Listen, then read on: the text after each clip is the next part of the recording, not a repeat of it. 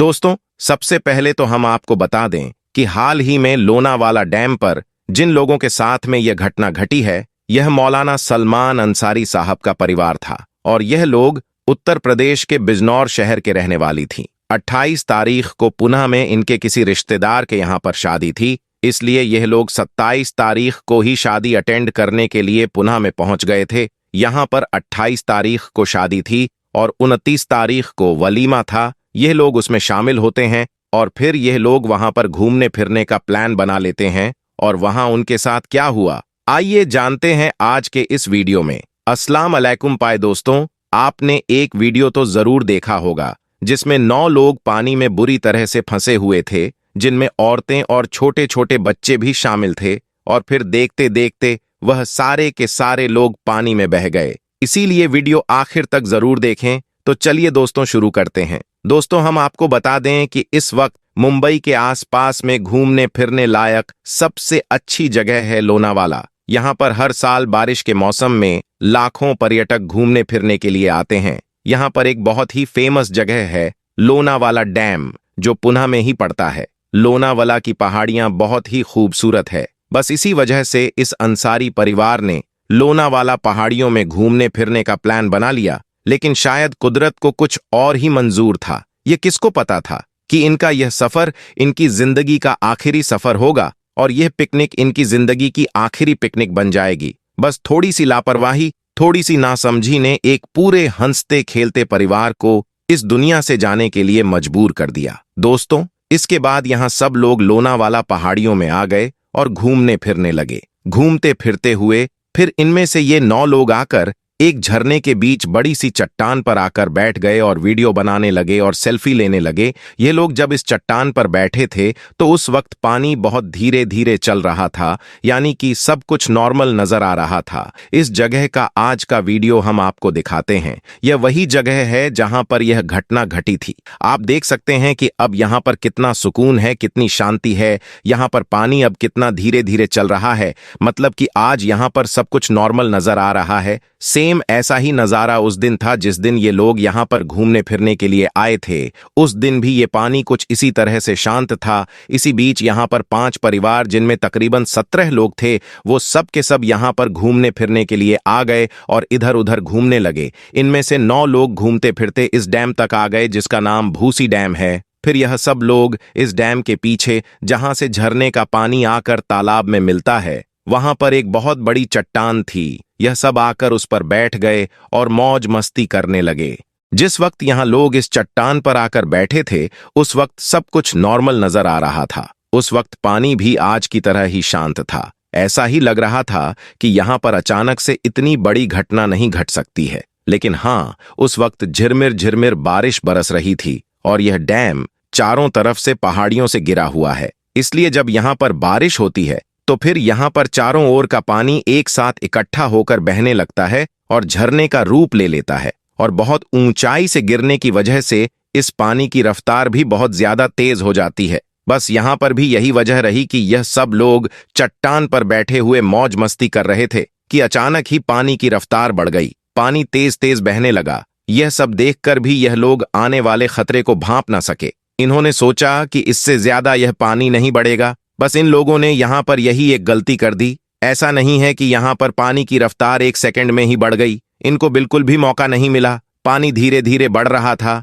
इन लोगों को लगा कि बस इतना ही बढ़ेगा, बस थोड़ा और बढ़ेगा। इस थोड़े थोड़े के चक्कर में पानी मिनटों में इतना ज्यादा तेज हो गया कि फिर यहाँ से एक पैर हिलाना भी मुश्किल हो गया। अब यह पूरा का पूरा परिवार बुरी तरह से पानी में फंस चुका था। इनमें टोटल 9 लोग थे। अब यह सब लोग एक दूसरे के सहारे खड़े हो गए। इनमें औरतें और बच्चे भी थे। इनमें एक 4 साल का बच्चा था, एक 13 साल की बच्ची थी और एक 1.5 साल का बच्चा था जो अपनी मां की गोद में था। अब इनको फंसा हुआ देखकर परिवार के जो दूसरे लोग थे, जो बाहर की ओर खड़े हुए थी, उनको शुरू में तो ऐसा लगा कि यहाँ पानी जिस तरह से एक साथ में बढ़ा है, वैसे ही ये थोड़ी देर में पानी कम हो जाएगा। मगर ऐसा नहीं हुआ, पानी तो बढ़ता ही चला गया। फिर जब इनको लगा कि अब ये पानी नहीं रुकने वाला है, तो फिर यहाँ लोग उनको कहने लगे कि वो लोग यहाँ से हिले नहीं, अपना पैर ना हिलाएं। अब इधर ये सब लोग एक दूसरे के सहारे से खड़ी हुए थे, इसी उम्मीद में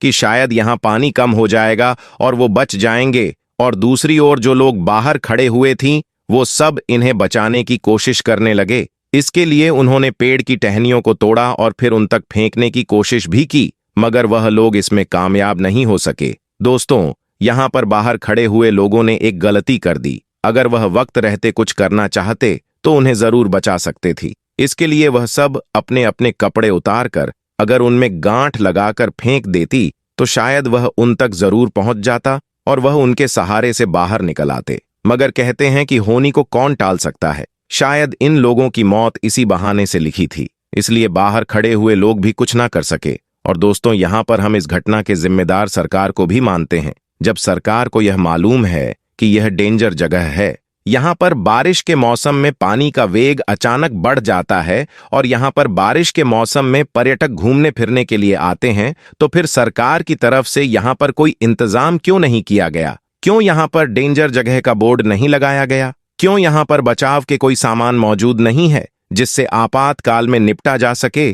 क्यों यहाँ पर कोई गाइड करने वाला नहीं था? इस वजह से इस घटना की जिम्मेदार हम सरकार को भी मानते हैं। खैर दोस्तों, इसके बाद में पानी का वेग बढ़ता गया, पानी की रफ्तार तेज होती गई। यह सब लोग एक दूसरे के सहारे खड़े रहे। आपने यह पूरा वीडियो जरूर देखा होगा। तकरीबन यहाँ लोग 6 या 7 मिनट तक ऐसे ही खड़े रहे। इस बीच अगर इनको बचाने की सही कोशिश की जाती तो शायद यह लोग बच सकते थे, लेकिन फिर इन लोगों की हिम्मत टूटती गई। फिर एक एक करके आखिरी में यह सब लोग पानी में बहते चले गए। अब फिर जब यह लोग पानी में बह गए तो फिर आनन फानन में प्रशासन को फोन किया गया। हम आपको यह भी बता दें कि यह जगह शहर से इतनी ज्यादा दूर है कि अगर कोई शहर से यहाँ पर आना चाहे तो तकरीबन 1 से 1.5 घंटा लग सकता है। इसलिए फिर प्रशासन को और बचाव कर्मियों को यहाँ तक पहुंचने में घंटा भर लग गया। खैर, फिर भी बचाव कर्मियों ने इनमें से 4 लोगों को जिंदा बचा लिया और 5 लोग पानी में बह गए। इसके बाद में सर्च ऑपरेशन शुरू किया गया।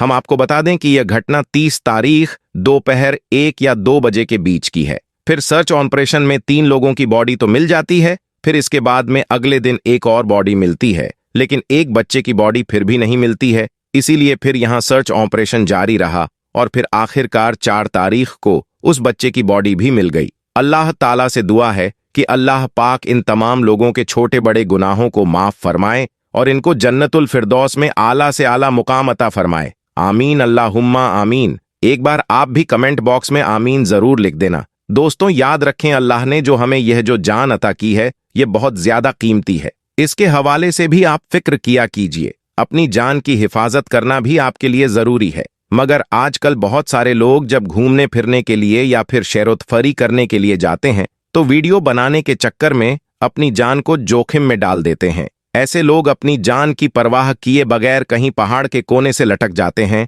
और कहीं पर ट्रेन से बाहर निकलकर वीडियो बनाने लगती हैं, तो कहीं पर समुद्र के किनारों पर आगे तक चले जाते हैं। दोस्तों, अभी बरसात का मौसम चल रहा है। बहुत से वीडियो हमने ऐसे देखे हैं जिनमें लोग समुद्र के किनारे बैठे हुए मौज मस्ती कर रहे हैं। लहरों का झोंका आता है और फिर अचानक ही वो लहरें तेज हो जाती हैं और वो किनारे बैठे हुए लोगों को लपेटकर और घसीटते हुए समुद्र में ले जाती हैं। इसलिए आप सबसे यह गुजारिश है कि आप ऐसी जगहों पर जाने से पहले जरा सोच लिया करें। कहीं पर वीडियो बनाने के चक्कर में आप पहले यह देख ले कि हम जिस जगह पर खड़े हैं यह जगह खतरनाक तो नहीं है, इस जगह पर कोई रिस्क तो नहीं है। अगर ऐसी जगहों पर आपने थोड़ी सी भी भूल कर दी तो फिर पीछे रह जाने वाले लोगों को जिंदगी भर पछताना पड़ेगा। अभी जिस अंसारी परिवार के साथ में यह सब हुआ है, सच में इनका यह वीडियो बहुत दर्दनाक है। इनको अपनी मौत आंखों के सामने दिख रही थी। इन्हें इस बात का अंदाजा हो चुका था कि शायद अब उन्हें कोई भी नहीं बचा सकता है। इसलिए आप इनके चेहरे को देखें, इनमें बच्चे हैं, औरतें भी हैं, देखकर रोंगटे खड़े हो जाते हैं। तो दोस्तों, आज की वीडियो में बस इतना ही। इंशाअल्लाह जल्द मुलाकात होगी। तब तक के लिए खुदा हाफिज।